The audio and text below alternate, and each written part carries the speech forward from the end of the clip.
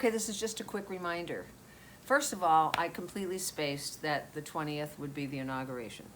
So we're gonna quit early, because I know there are a lot of people, including moi, who want to participate, see it, sit in awe.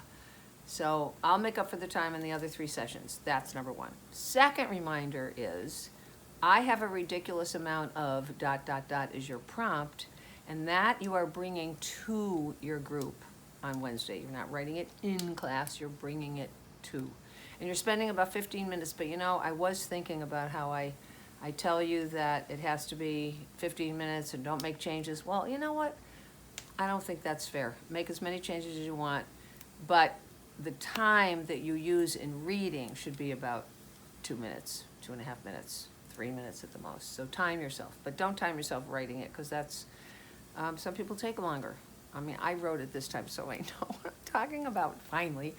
All right, sweethearts, I'll see you the 20th, Wednesday, 9:30. Namaste, shalom. Goodwill. I love you all. Goodwill to all humans.